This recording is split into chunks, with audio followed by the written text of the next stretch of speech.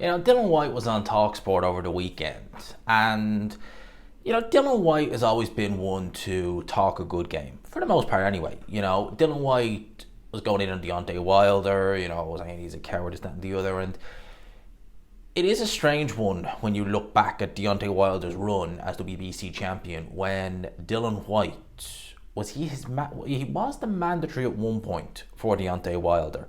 But the WBC just kept kicking that can down the road. In fact, actually, I think it went that he was number one ranked for Deontay Wilder. He wasn't necessarily the mandatory because that was Dominic Breazeale.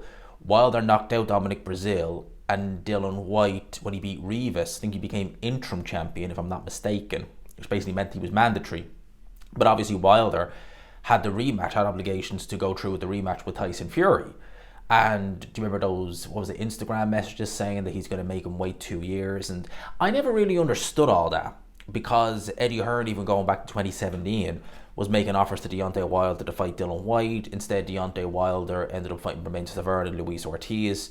And Bermane Stiverne, that was a shot to bits. Bermane Stiverne and Luis Ortiz, how good really was he?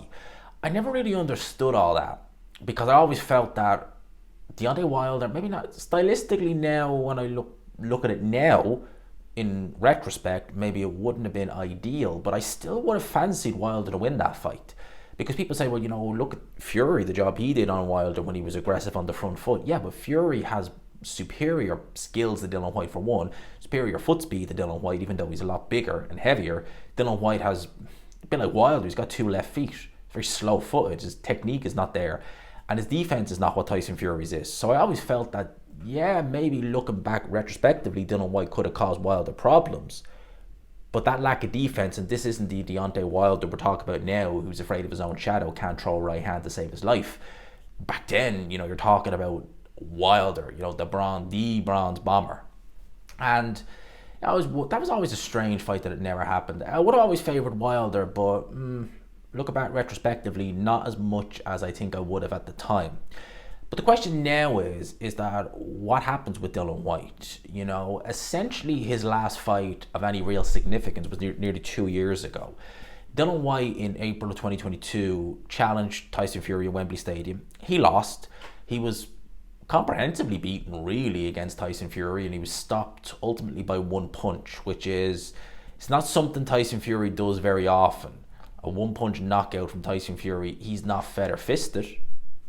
But he's never been, he's never been known as a one-punch knockout puncher, to say the least. Dylan Whyte went down to him. Then it was a real case of, well, really, what happens next? There was rumours that he was going to face Daniel Dubois in 2022. That was when Daniel Dubois was the regular, for what it's worth, WBA heavyweight champion. The regular title. He won that off Trevor Bryan it was basically like a gymnasium in Miami. There was rumours that he was going to fight Dylan Whyte. That never happened. And ultimately, Dylan Whyte ended up fighting the undefeated Jermaine Franklin. And that was in the OVO, Wembley Arena. And yeah, Dylan Whyte won the fight, but he looked shaky. And it left people kind of speculating, okay, is Franklin better than we thought? Because going into the fight, I didn't think he looked amazing. Is Franklin better than we thought? Or has Dylan Whyte really regressed? Now, Franklin went in there with Anthony Joshua the next fight, and yes, Joshua was very gun-shy in that fight. He didn't perform at his optimum, and Franklin is not a terrible fighter. He's definitely not. But it did leave questions about Dylan Whyte. Ultimately, Dylan Whyte, it was announced he was going to fight Anthony Joshua. They were supposed to fight in August of last year. The Saturday before they were meant to fight. In fact, they were about to release, maybe over that weekend, the face-to-face that Dylan Whyte and Anthony Joshua had. The film face-to-face that I think Ade was the host for that.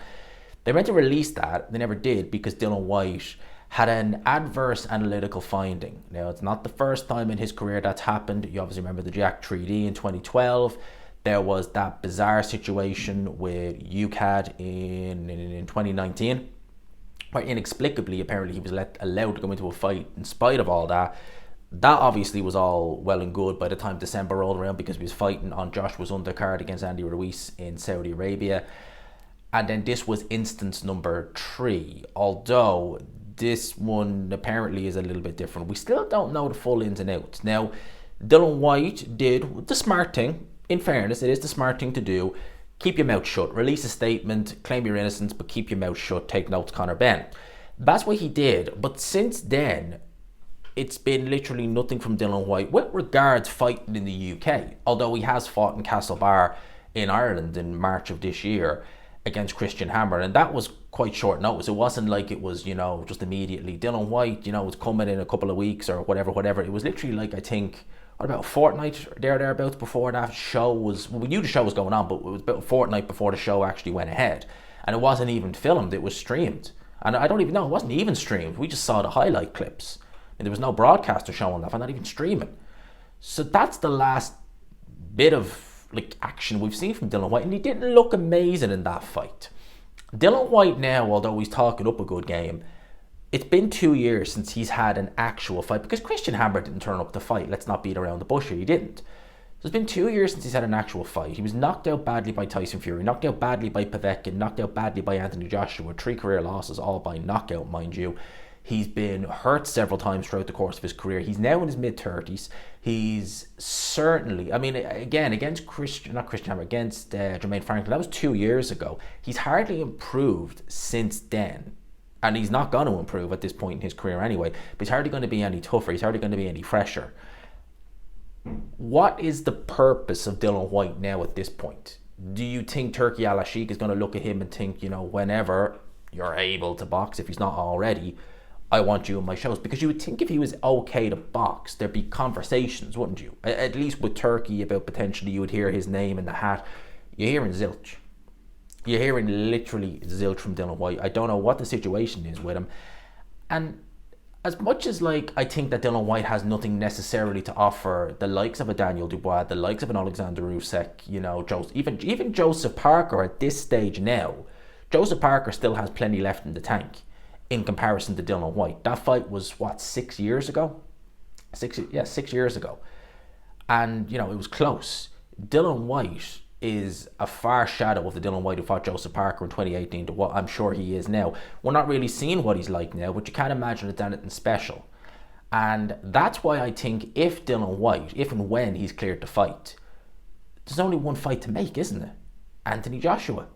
The rematch seems cursed because they could have done it in 2019. Didn't happen. A week away from happening last year. Didn't happen. What's the common factor? Dillian Whyte each time. I know the one in 2019 was more down to money. What's the common factor? Third time's the charm. I think this is the only fight really to make for Dillian Whyte at this point that's going to make him any money, because he is going to be cannon fodder for some of these upcoming guys. And if it's not the likes of a Daniel Dubois, it's not really going to make him any real money, because I can't imagine Turki is going to want it. Well, you might for a Joseph Parker rematch, but Joseph Parker is chasing the likes of Daniel Dubois. He's not going to want to fight a Dillian Whyte. You would imagine if he's looking to chase a world title, even though Zhang is older and slower, good lord, I wouldn't, Jesus, no. Dillian Whyte against Zhilei Zhang, Bacoli, could get real ugly for him. Even Ajay Kabayel. Dillian Whyte I don't think at this stage has any chance against these guys. 2 years ago was his last fight. He's not going to look any better now. And we're still no sooner to figuring out what the situation is with him being able to fight again. So what is the deal with Dillian Whyte? And that's why I'm making this video. I want to ask the question, do people watching even care anymore about Dillian Whyte at this point?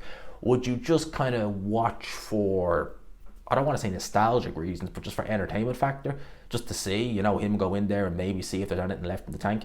Let me know in the comments section below.